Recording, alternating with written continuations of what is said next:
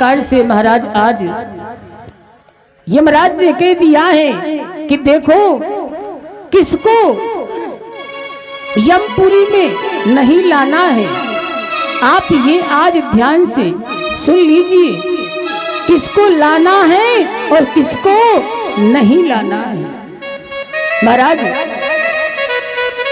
जिसके मुख से कभी भी परमात्मा का स्मरण ना हुआ हो उनको मेरी यमपुरी में घसीटते हुए ले आना है।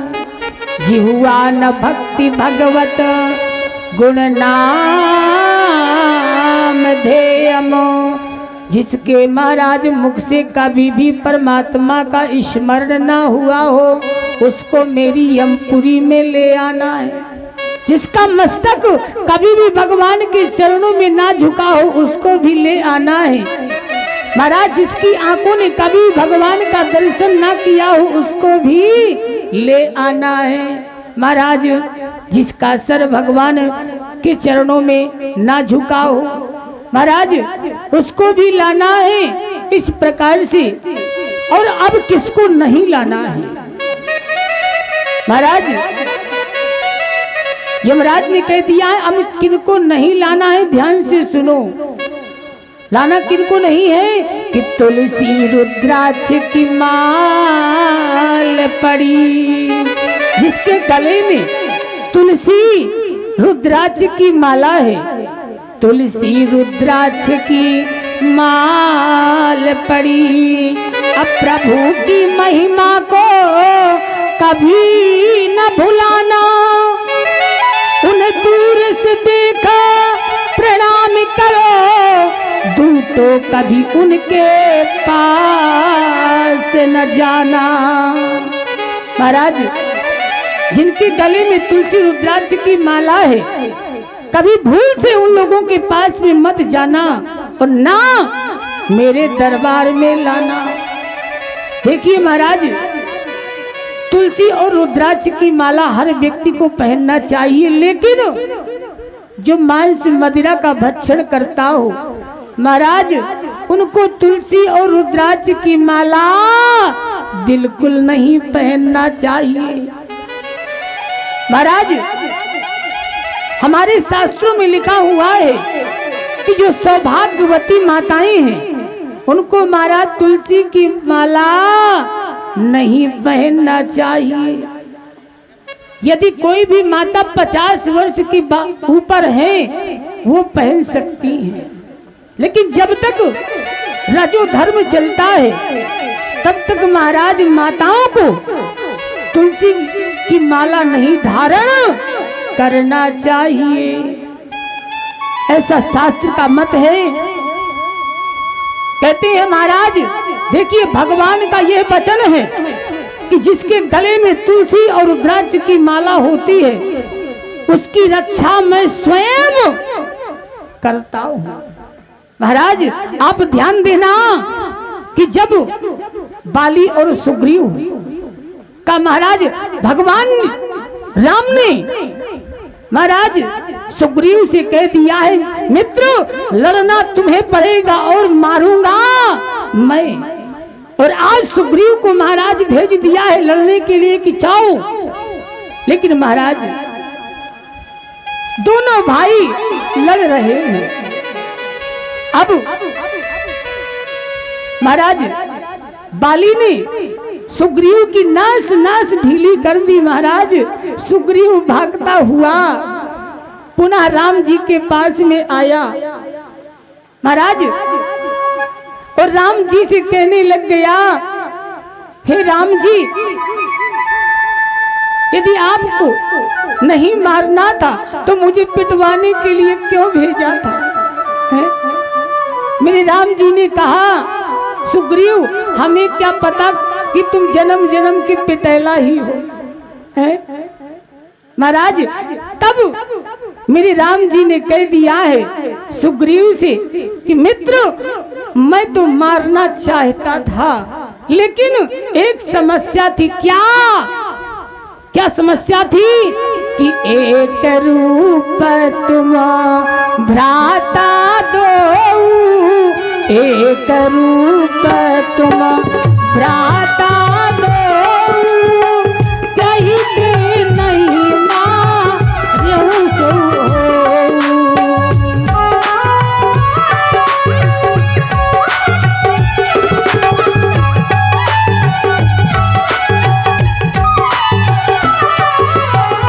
महाराज राम जी ने कह दिया है कि दोनों एक रूप तुम भ्राता दो। आप दोनों भाई एक जैसे लग रहे थे। कदाचित राम जी ने कहा कदाचित मैं मारना चाहता हूँ बाली को और कदाचित वही बाण तुम्हारे लग जाता तो, इसलिए महाराज राम जी ने कह दिया इसलिए मैंने नहीं मारा है। और मेरे राम जी ने महाराज आज सुग्रीव को महाराज पुष्पों की माला अपने हाथों से पहनाई है। और क्योंकि मैली कंठ सुमन की माला, मैली कंठ सुमन की माला, पटवा पुनि बल देव विशाला।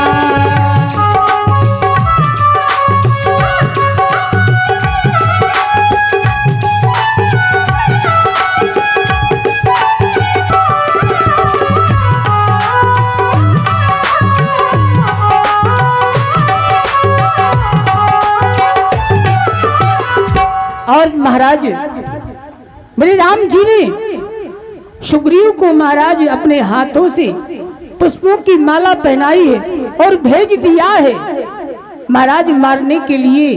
अर्थात भगवान यहाँ पर कहना चाहते हैं कि महाराज जिसके गले में तुलसी और रुद्राक्ष की माला होती है उसकी मैं स्वयं रक्षा करता हूँ, उसको कोई मार नहीं सकता।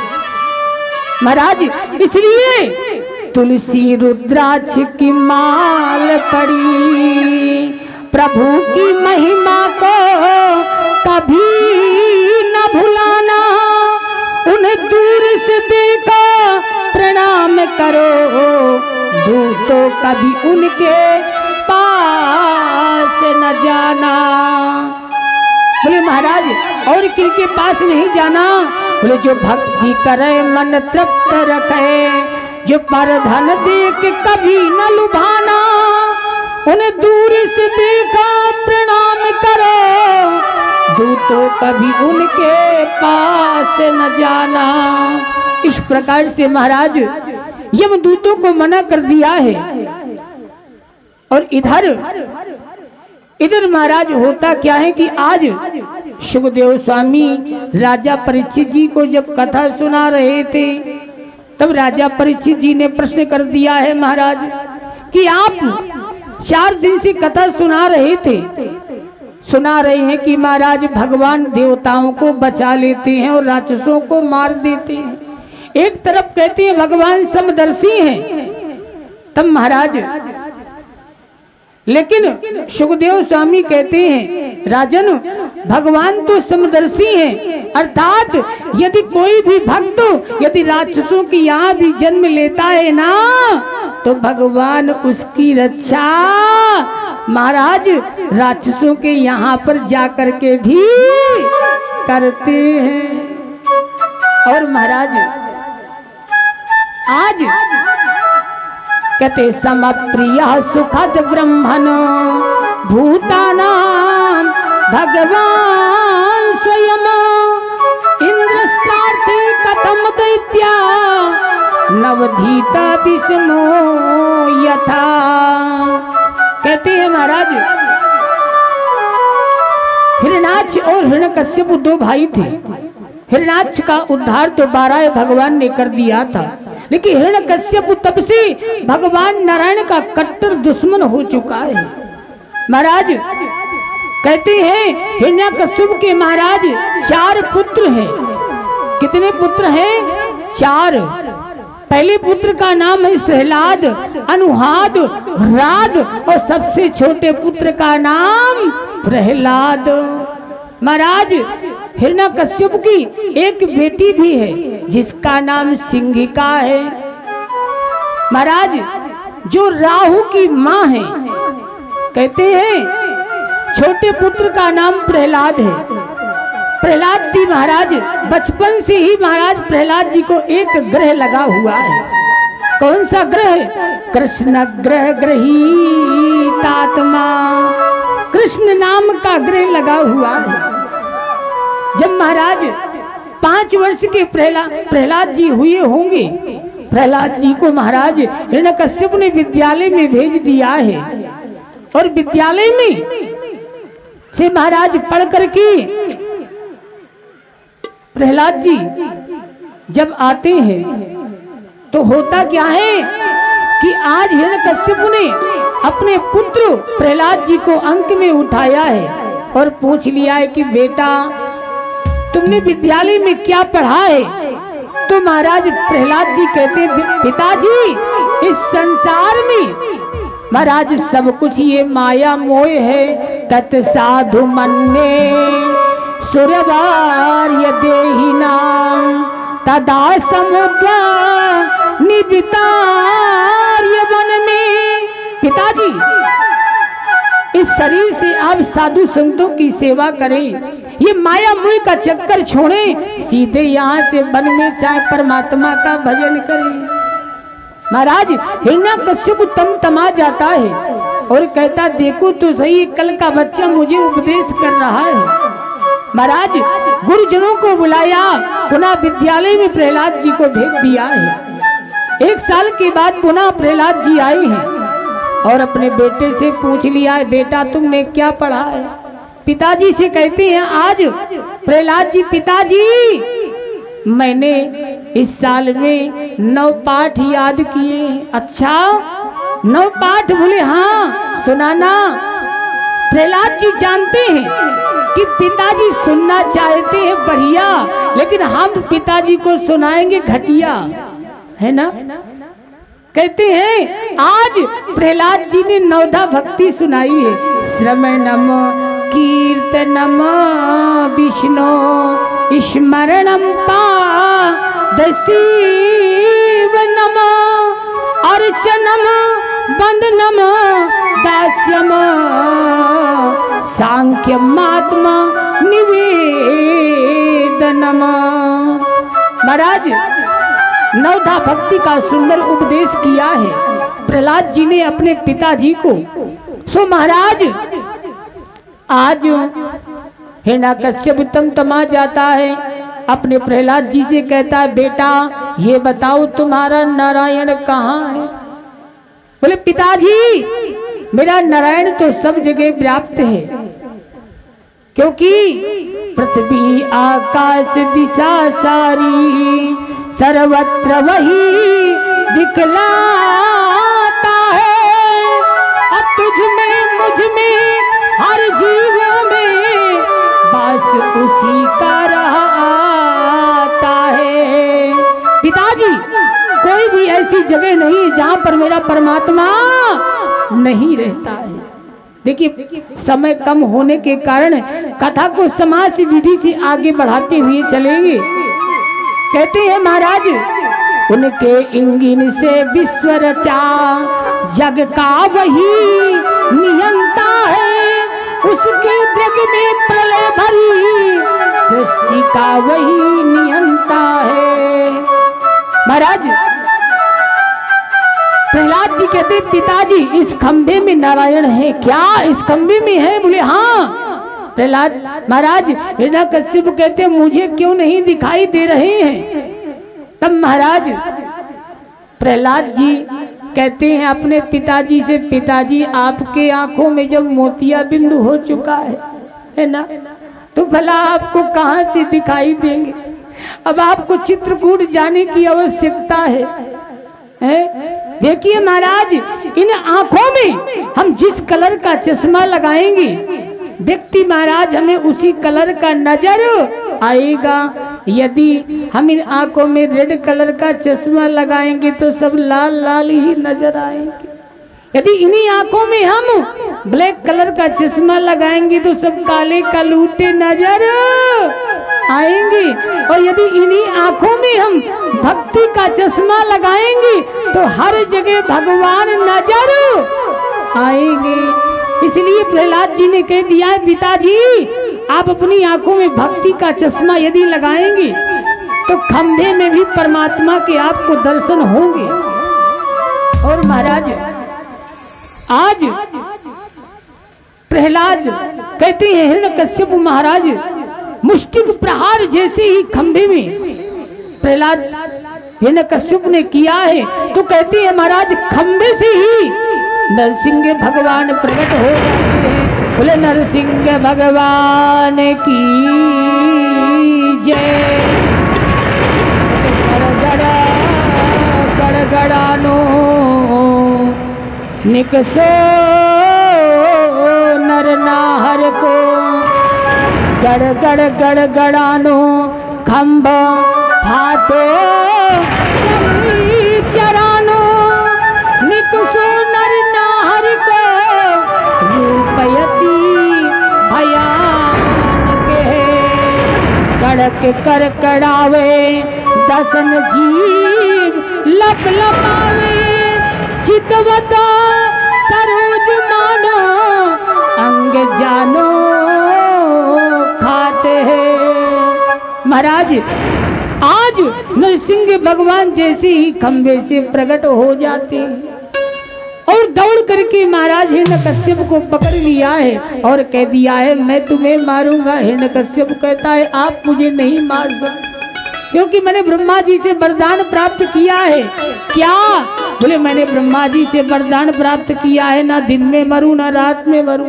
बोले मैं तुमको ना दिन में मारूंगा ना रात में, गोधूल के समय मारूंगा।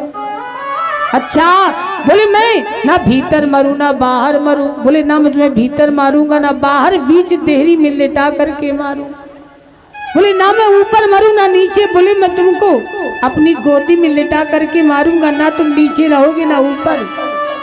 अच्छा, बोले मैंने एक वरदान और मांगा है। क्या? बोले ना मैं मनुष्य से मरूं और ना जानवर से मरूं। भगवान ने कहा कि मुझे देख मैं कौन हूँ। बोले महाराज आपका जो चेहरा है ना, ये तो बब्बर शेर का है, लेकिन आपका जो शरीर है ये मानव का है। बोले इसीलिए ना ही मैं नर हूं ना सिंह, इसलिए मेरा नाम नरसिंह है। और महाराज बोले मैंने एक वरदान और मांगा था। क्या? बोले मैं ब्रह्मा जी की सृष्टि में किसी से न मरूं। है महाराज भगवान नरसिंह भगवान कहते हैं, अरे हिरण्यकश्यप तुम्हें पता नहीं कि मैं ब्रह्मा जी का पापा जी होता हूँ। है मैं ब्रह्मा जी को स्वयं बनाता हूँ, भला ब्रह्मा जी मुझे क्या बनाएंगे। महाराज तब बोले महाराज मैंने एक वरदान और भी मांगा है कि 12 महीने में कभी ना मरूं। बोले मैंने तुम्हारे लिए 13वां महीना भी बनाया है, जिसको हम मलमास के नाम से जानते हैं। महाराज इस प्रकार से आज भगवान ने गोधूली की बेला में बीच देहरी में लिटा करके महाराज अपनी गोदी में हिरण्यकश्यप का नरसिंह भगवान ने हृदय विदीर्ण कर दिया है। और विदीर्ण करने के उपरांत महाराज हिरण्यकश्यप की आंतों को निकाल करके मेरे नरसिंह भगवान ने अपने गले में धारण कर लिया है। बोले नरसिंह भगवान की। कहते हैं महाराज नाहर के नख में बसे दंत बसे भुजांग, पीछे के पूछे बसे बिरहिन के सब अंग। जो नाहर होता है उसके महाराज नख में ही जहर होता है, और सर्प के महाराज दांतों में जहर होता है, लेकिन जो बिरहिन होती हैं उनके तो पूरे शरीर में ही जहर होता है। कहते हैं महाराज इस प्रकार से, लेकिन हिरण्यकश्यप का जब प्राणांत हो जाता है फिर भी भगवान का जब कोप शांत नहीं होता, माता लक्ष्मी जी मनाने के लिए आती है, लेकिन तब भी भगवान का जब क्रोध शांत नहीं होता, तब नारद जी ने महाराज प्रहलाद जी को नरसिंह भगवान के पास में भेजा है। देखिए, अपने घर की जो गैया है ना, वो कितनी भी मर कहीं क्यों ना हो महाराज, लेकिन जब उसका बछड़ा गौ माता के पास भी जाता है तो गौ माता अपने बछड़े को महाराज दुलार देती है, प्यार देती है, अपने बछड़े को चाटती है। इसी प्रकार आज महाराज प्रहलाद जी जैसे ही नरसिंह भगवान के पास में जाते हैं तो नरसिंह भगवान प्रहलाद जी के महाराज शरीर को चाट रहे हैं और कहते क्या है, बोल प्यारे कोमल अंग हैं तिहारे, इन असुरन ने मारे मम नाम गाने में, दूर से गिरायो हाया उन जल में डुबायो हायो, अग्नि में जलायो कमी राखी ना सताने में। महाराज उर से लगायो लपटाए कहे बार बार, करुणा करतार रहे करुणा बरसाने में। महाराज नरसिंह भगवान ने बार बार प्रहलाद जी से क्षमा याचना की और प्रहलाद जी से कह दिया है कि बेटा मांगो तुम्हें क्या चाहिए। महाराज प्रहलाद जी ने कह दिया है कि मुझे कुछ नहीं चाहिए। प्रहलाद जी ने तो मांगने से मना कर दिया है। महाराज नरसिंह भगवान ने प्रहलाद जी को अपनी गोद में बैठा लिया है। देखिए, कहते हैं प्रहलाद जी से कहते हैं बेटा मांगो तुम्हें क्या चाहिए, तो प्रहलाद जी कहते हैं भगवान आपने मुझे अपनी गोद में बैठाया है और जो भी महाराज गोद लेता है ना, तो फिर जो भी महाराज गोद ले लेता है तो फिर उसी का सब कुछ हो जाता है। आपने मुझे तो गोद ले लिया है, इसलिए अब आपका तो कुछ है नहीं है, सब कुछ मेरा ही है? और इधर प्रहलाद जी ने मांगने से मना कर दिया है। नरसिंह भगवान वहां से चले जाते हैं। बोले भक्त वत्सल भगवान की। और इधर महाराज माता अदिति के यहाँ पर भगवान वामन रूप में पधारते हैं और राजा बलि के यहाँ पर भिक्षा मांगने के लिए जाते हैं। देखिए, कम समय में कथाओं को बहुत साल्ट करते हुए आगे की ओर बढ़ना है।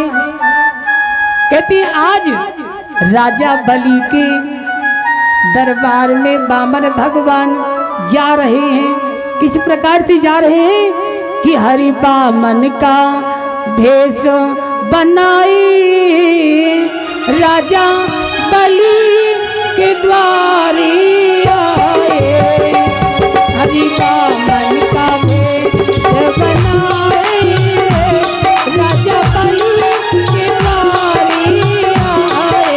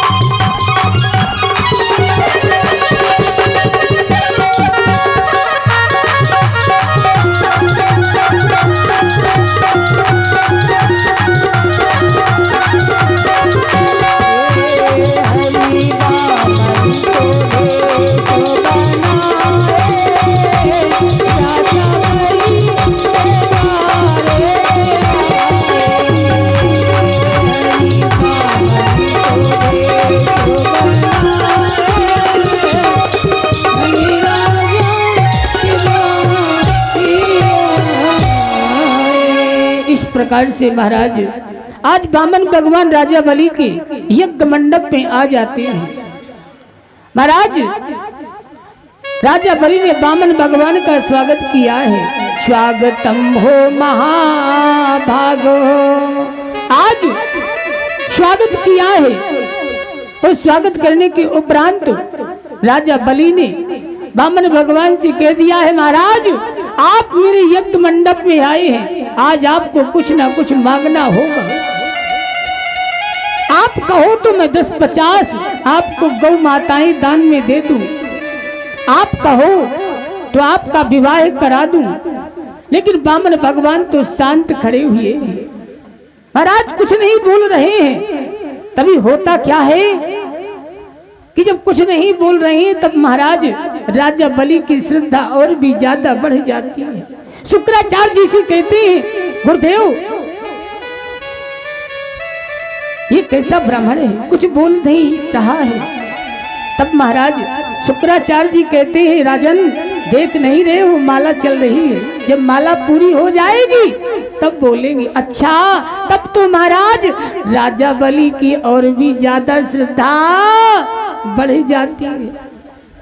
और जब माला पूरी हो जाती है तब महाराज बामन भगवान कहते हैं, हम कभी किसी से कुछ नहीं लेते हैं। जब हमें महाराज यदि धूप लगती है तो छाता तान लेते हैं, यदि भूख लगती है तो हमारे पास में भिक्षा पात्र है, और यदि प्यास लगती है तो हमारे हाथ में कमंडल है। गुजर करे तो चाहिए क्या और मौज करे तो है क्या है। यदि गुजर करना है तो अपने पास में तो बहुत कुछ है। और महाराज राजा बलि ने कह दिया है कि आपको कुछ ना कुछ जरूर मांगना होगा।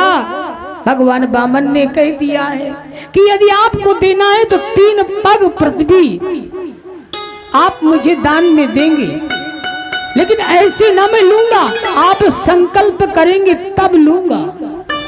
बोले महाराज और सुनो, बोले 3 पग पृथ्वी में अपने पैरों से नापूंगा। क्या?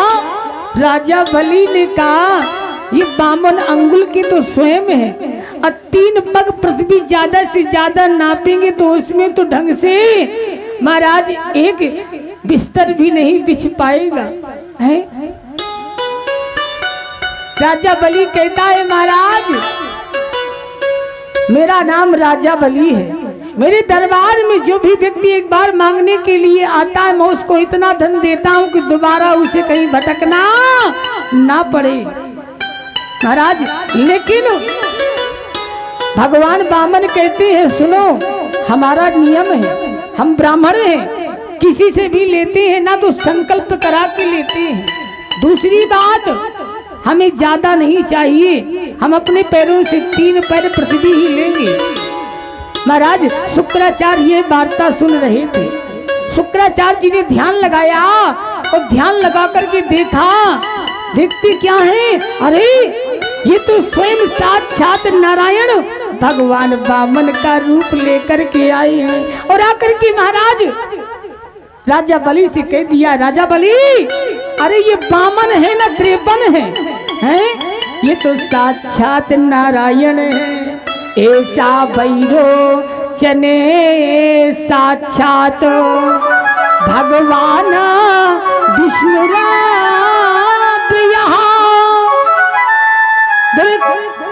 कश्यपाद जातो देवानाम कार्य साध कहा। ये देवताओं की कार्य सिद्धि के लिए महाराज भगवान नारायण ही बामन बन करके आए हैं।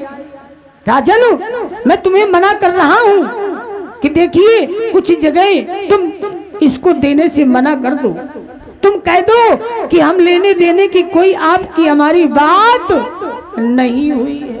राजा बलि ने कहा, गुरुदेव आप मेरे कैसे गुरु हैं? जैसे तैसे एक ब्राह्मण आया है और मैंने जैसे तैसे उसको मनाया तो 3 पग पृथ्वी लेने का है। महाराज उन्होंने वचन दिया और आप कहते मैं मना कर दूं? बोले नहीं नहीं, मैंने उससे कह दिया है कि मैं दूंगा।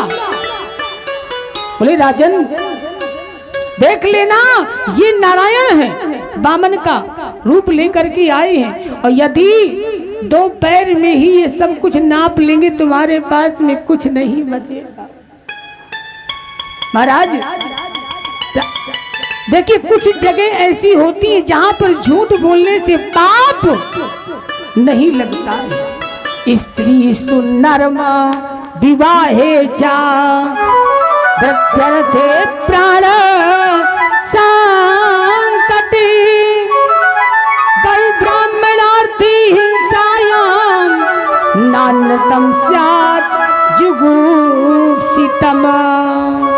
कहते हैं महाराज स्त्री सु, महाराज यदि माताओं से कोई गंभीर बात छुपानी पड़ जाए तो महाराज वहां पर कहते हैं उस बात को छुपाने में यदि आपको झूठ बोलना एक बार झूठ बोलना पड़ जाए तो महाराज वहां पर पाप नहीं लगता है महाराज, क्योंकि मात्र जो हृदय होता है बहुत कोमल होता है। जैसे आपने माताओं से कोई भी बात घर में आकर के बता दी और ये कह दिया कि पड़ोसी से ना बताना है, तो आपने ये बहुत बड़ी गलती कर दी। अब देखिए महाराज, अब आप घर में नहीं है, पड़ोसी आया और झूठे के आंसू बहाने लग गया। अब माताओं का हृदय कोमल होता है। अब आपने जो बात बताने के लिए आपने मना किया, माता जी ने वो बात तुरंत बता दी है। इसलिए महाराज हमारा शास्त्र कहता है स्त्री सु, दूसरा नर्म, हंसी मजाक में यदि एक आध बार झूठ निकल जाए तो वहां भी महाराज पाप नहीं लगता। स्त्री सु नर्म विवाहे चा, किसी भी महाराज कन्या का विवाह ना हो रहा हो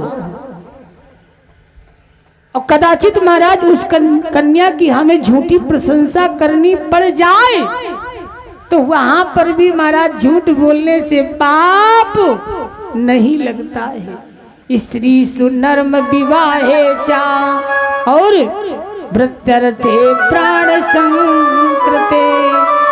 महाराज किसी के प्राण संकट में है और आपके महाराज झूठ बोलने से यदि उसके प्राण बच रहे हो तो झूठ बोलने से पाप नहीं लगता है?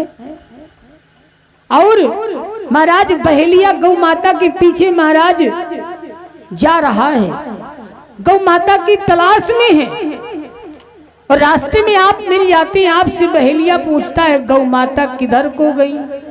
आपने देखा है कि गौ माता तो इधर को गई है, लेकिन कदाचित आपने कह दिया इधर नहीं इधर गई हैं। अब आपने इधर बता दिया तो यहाँ पर भी झूठ बोलने से कोई भी पाप नहीं लगता है। स्त्री तो नर्म विवाहे जा वृत्यर्थे प्राण संकटे गौ ब्राह्मणार्थी हिंसाया नानृतम स्याजुगुप्सितम। महाराज इतनी जगह झूठ बोलने से पाप नहीं लगता है और आज महाराज कहते हैं कमंडल के हाथ में जल लिया। वामन भगवान ने महाराज मंत्र पढ़ के संकल्प किया कि त्रीणि पदानी महाराज बलि मामं दत्वा पृथ्वीम दातुम अहम संप्रददेहे।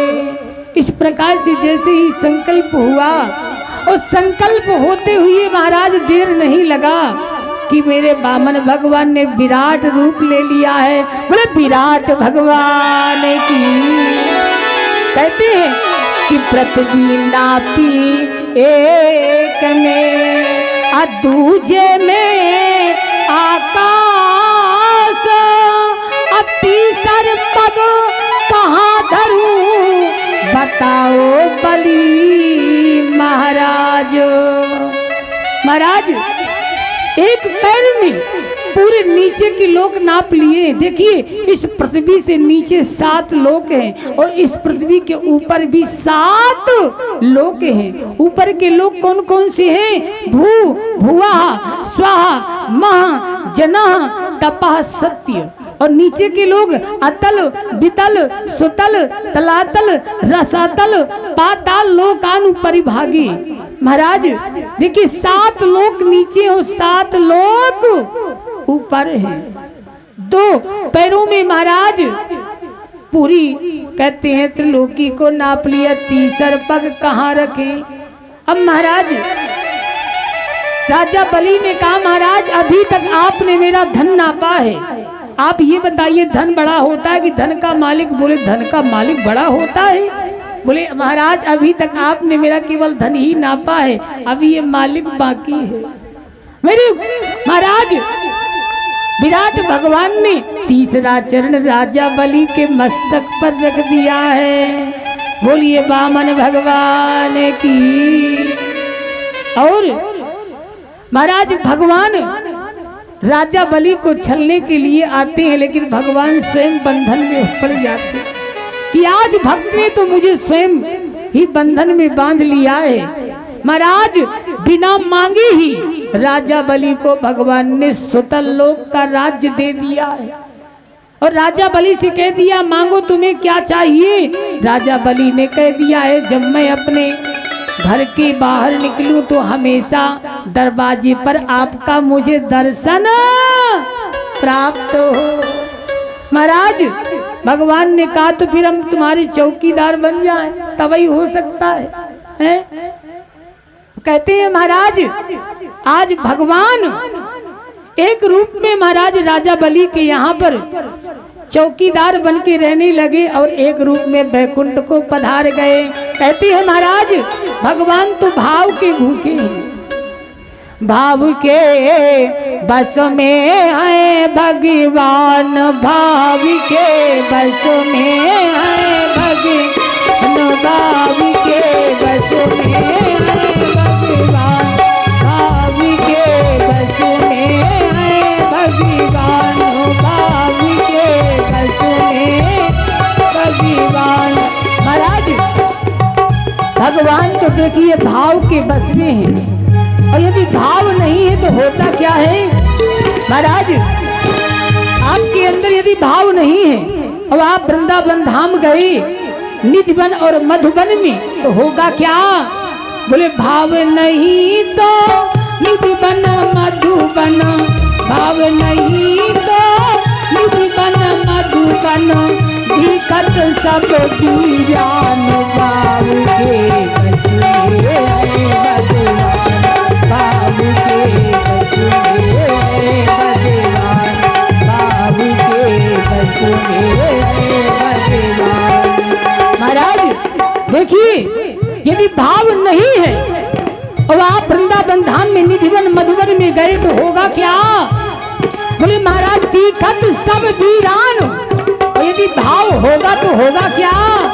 बोले भाव हो ये तो जित देखूं चित, भाव हो ये तो चित देखूं चित, भाव हो ये तो चित देखूं चित, तीखत सुंदर श्याम भाव के बस में है भगवान, भाव के बस में है भगवान, भाव के बस में है भगवान।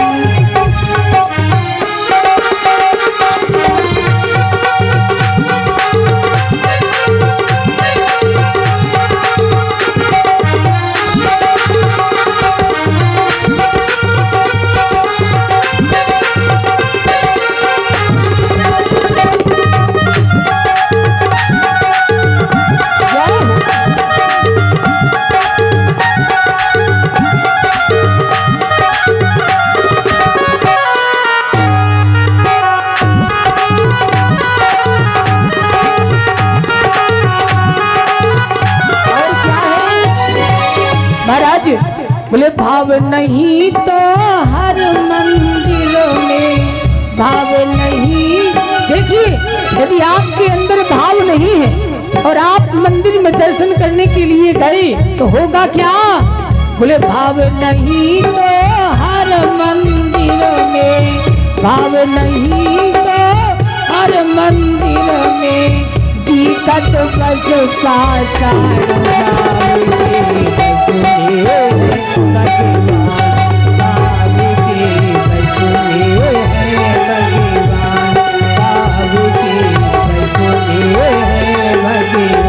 महाराज देखिए, यदि आपके अंदर भाव नहीं है और आप मंदिर में दर्शन के लिए गए तो होगा क्या? बोले महाराज भाव नहीं तो हर मंदिर में दिखत बस पाषाण, पाषाण माने पत्थर। आपको भगवान के दर्शन नहीं होंगे, आपको पत्थर दिखाई देगा। लेकिन भाव हो ये तो हर मंदिर में, भाव हो ये तो हर मंदिर में, प्रकट हो ये भगवान भाव के बस में है भगवान, भाव के बस में है भगवान।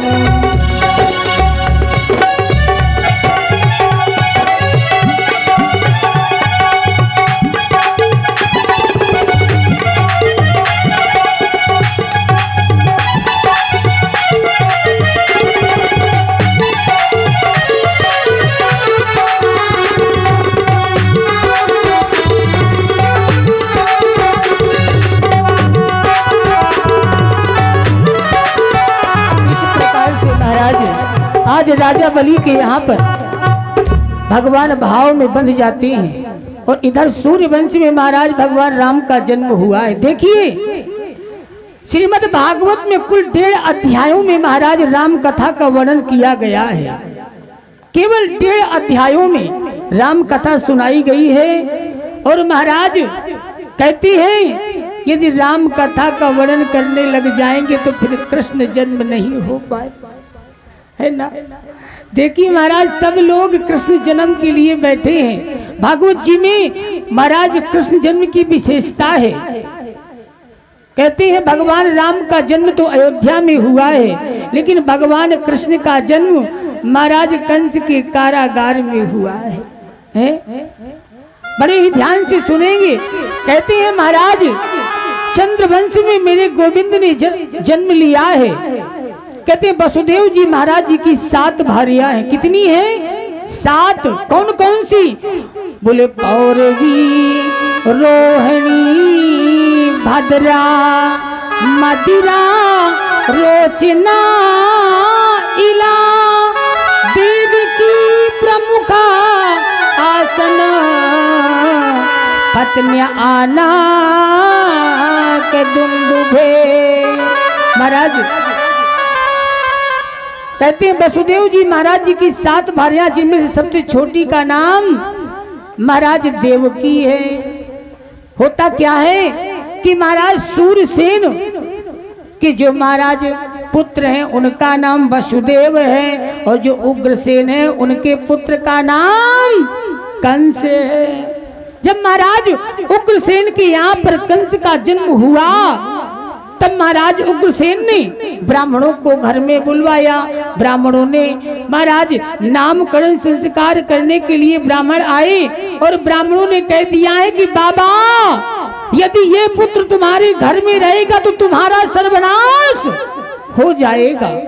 महाराज उग्रसेन ने कहा देखो मेरा पुत्र है और मुझे मारेगा कल के दिन, इसलिए ऐसे पुत्र को मुझे घर में रखना ही नहीं है। और महाराज उग्रसेन ने महाराज कंस को लता पत्ता में लपेट करके यमुना जल में प्रवाहित कर दिया है। इधर महाराज सूरसेन यमुना के किनारे भजन कर रहे थे।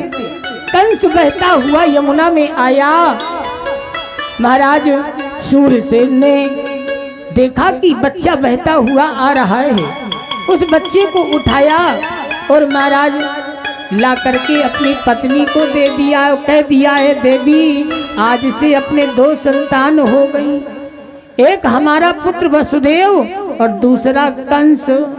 धीरे धीरे महाराज जब कंस बड़ा हुआ महाराज कंस के बड़े होते ही 10-11 वर्ष का जब कंस हुआ होगा, आकाश मार्ग से नारद जी आए। नारद जी ने कह दिया है कि कंस, तुम्हारे पिता सूर्यसेन नहीं है, तुम्हारे पिता तो उग्रसेन है। क्या मेरे पिता उग्रसेन? हाँ, तुम्हारे साथ में राम राम राम राम, तुम्हारे साथ में तुम्हारे पिताजी ने कैसा व्यवहार किया। जब तुम महाराज 7-8 दिन के थे ना, तभी तुम्हारे पिताजी ने लता पत्ता में लपेट करके यमुना जी में प्रवाहित कर दिया।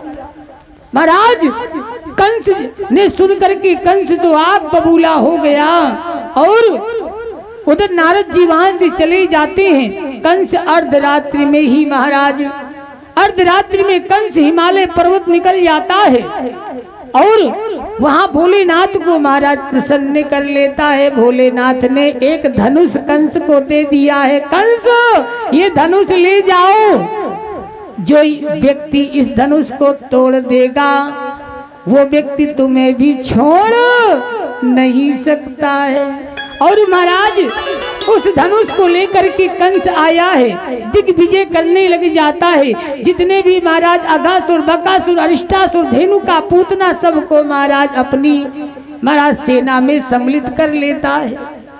अब देखिए महाराज इधर संतों से कहता है, यदि पूजा करना है तो मेरी करो, यदि पाठ करना है तो मेरे नाम का करो, भजन करना है तो मेरे नाम का करो। महाराज कहती है उग्रसेन ने आकर के मना किया कि बेटा ये अच्छी बात नहीं है। सो महाराज पिताजी को कमरे में बंद करके डबल ताला लगा दिया और कह दिया, पिताजी आप इसी लायक हो, हैं? आपने मेरे साथ में ऐसा व्यवहार किया था, अब आप तो कमरे के अंदर रहो। और महाराज संतों से द्वेष करने लग जाता है कंस। तो इधर होता क्या है कि महाराज भगवान का अवतार किस लिए होता है कि विप्रधेनु सुर संत हिता लीन मनुज अवतार निज इच्छा निर्मित तनु माया गुण गोपालो। महाराज आज धीरे धीरे कंस के अत्याचार जब बढ़ने लग जाते हैं,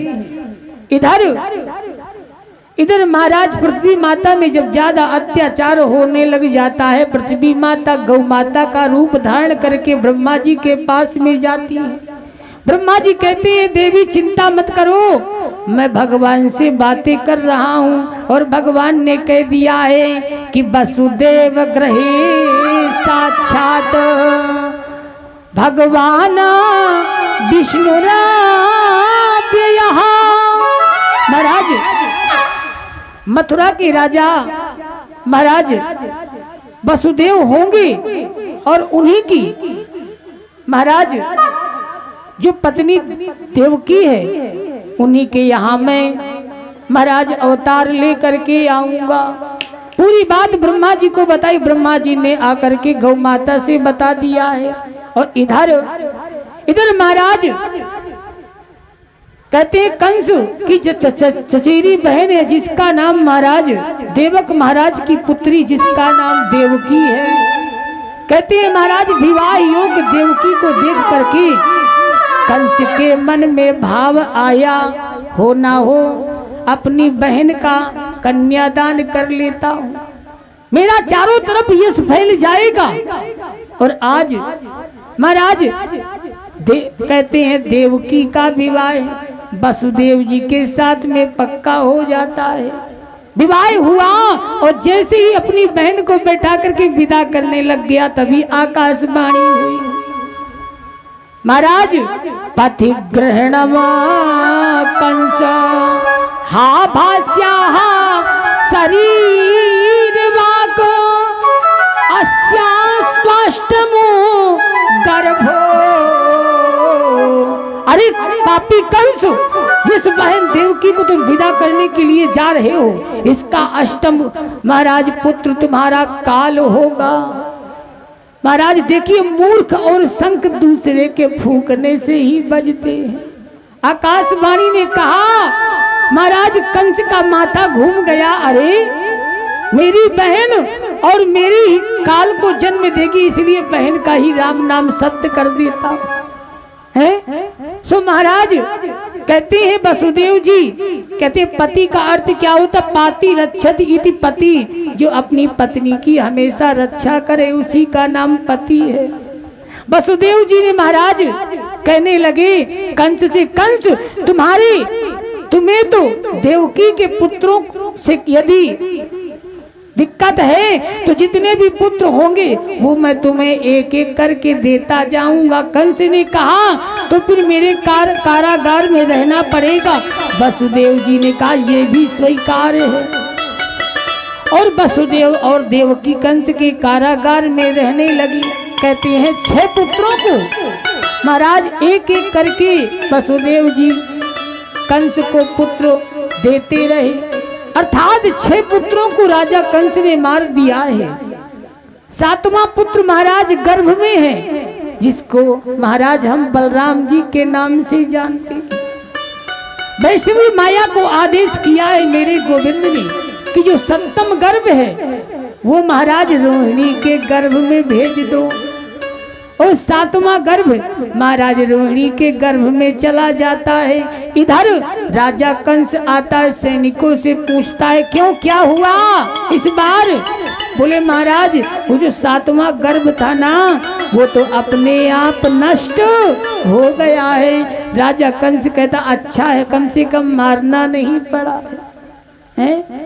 और 8वां गर्भ में आज मेरे गोविंद आ चुके हैं।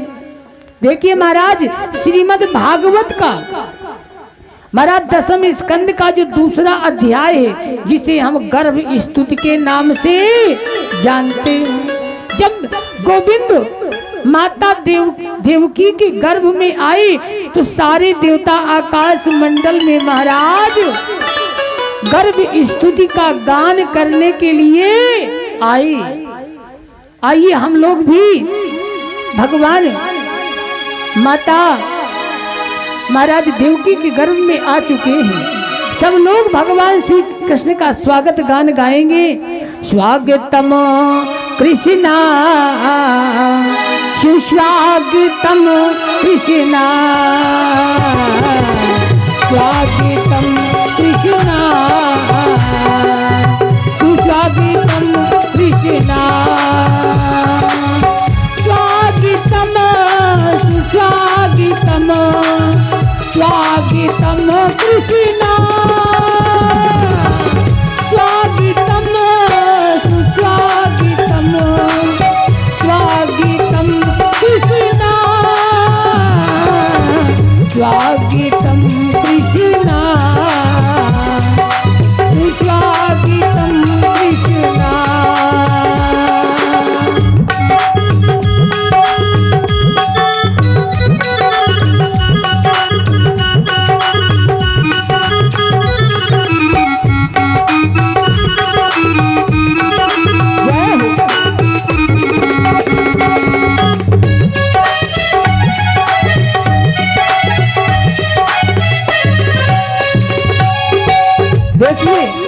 भगवान का स्वागत सब लोग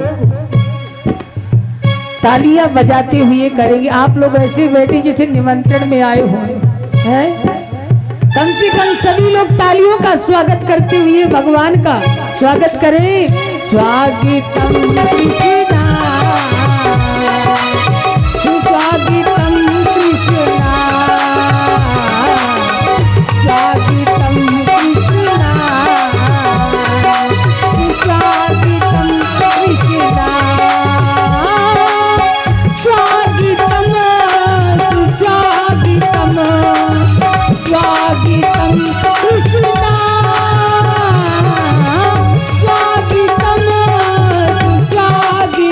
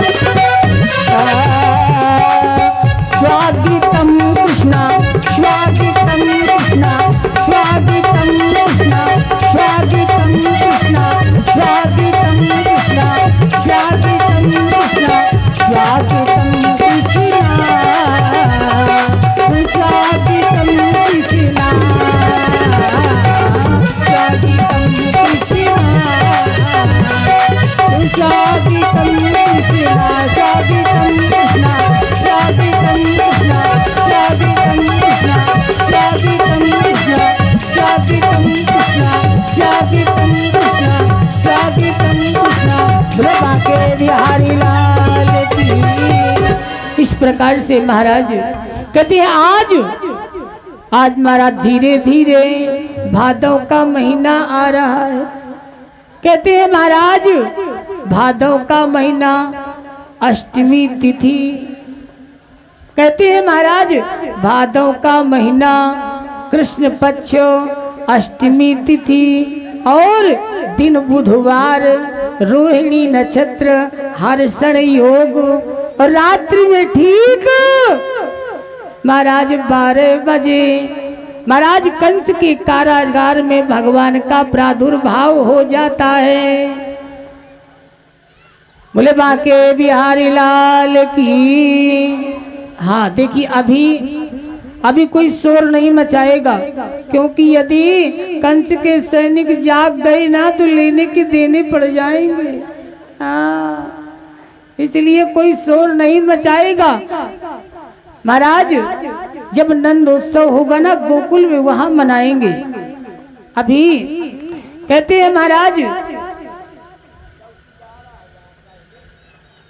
महाराज होता क्या है कि आज पूरा जितने भी कंस के सैनिक है महाराज सब सो रहे हैं, क्योंकि भगवान ने महाराज वैष्णवी माया को आदेश दिया है कि जितने भी महाराज मथुरा वासी हैं सब महाराज सो जाएं और सब निद्रा में हैं। और आज महाराज वसुदेव और देवकी के समक्ष भगवान का जब प्राकट्य होता है, कहते हैं महाराज भगवान चतुर्विवाह अवतार में अवतार लेते हैं।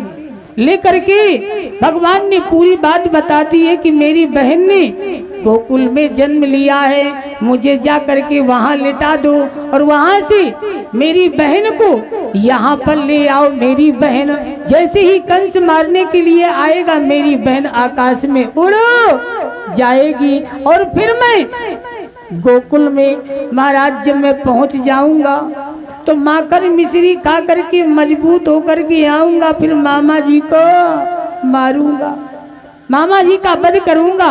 इस प्रकार से पूरी बात बताई और महाराज वसुदेव जी भगवान श्री कृष्ण को अपने सर में रख करके महाराज धीरे धीरे कहते कारागार से बाहर निकल रहे हैं। जितने भी सैनिक हैं सब सो रहे हैं, लेकिन देखिए जब कोई भी जीव भगवान का सहारा लेता है तो उसके सारे बंधन ऑटोमेटिक खुलते हुए चले जाते हैं। ऑटोमेटिक कारागार के दरवाजा खुलते हुए चले जाते हैं। और रास्ते में एक विघ्न आता है। विघ्न क्या है? यमुना नदी बहुत उफान में है।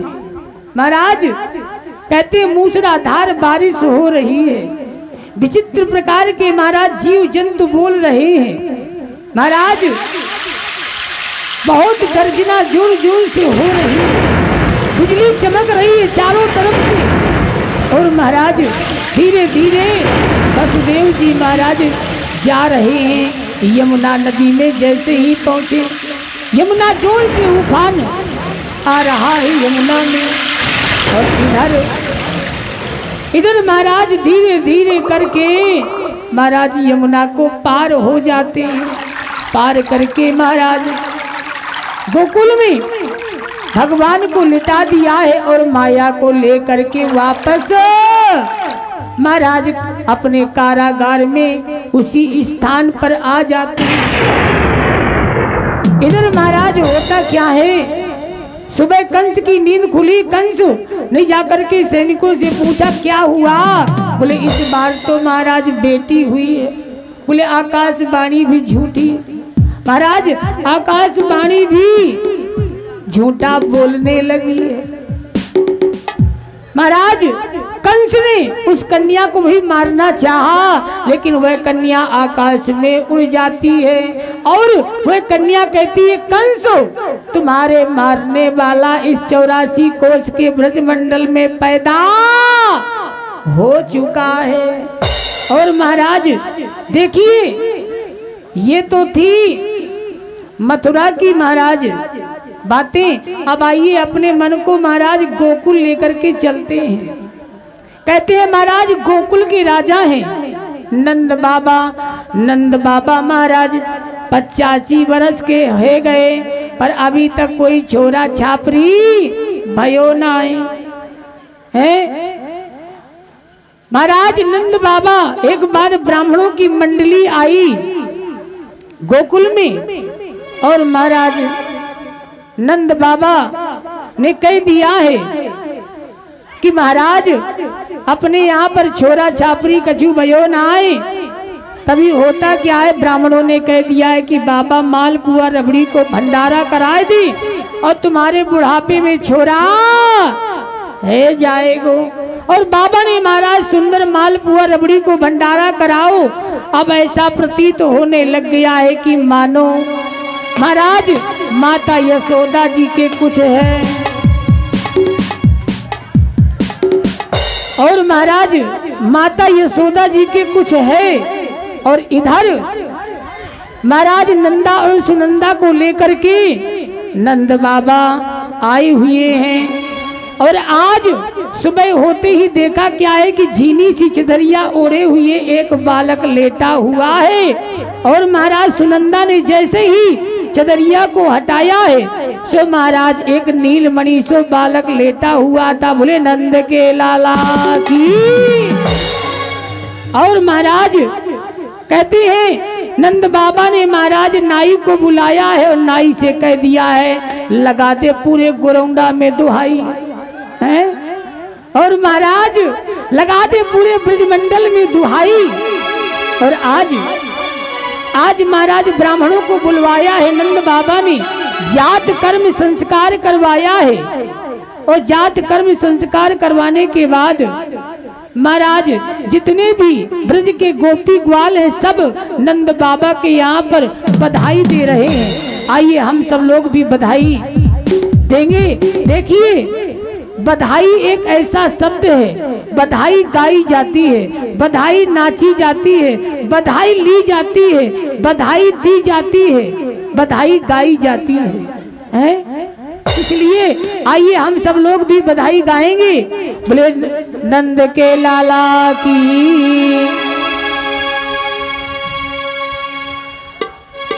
बड़े भाव से नंद जी के अंगना में बज रही आज बधाई, नंद जी के अंगना में बज रही आज बधाई, नंद जी के अंगना में बज रही आज बधाई, बज रही आज बधाई, बज रही आज बधाई, लाखों तार बधाई, नंद जी के अंगना में बज रही आज बधाई, नंद जी के अंगना में बज रही आज बधाई।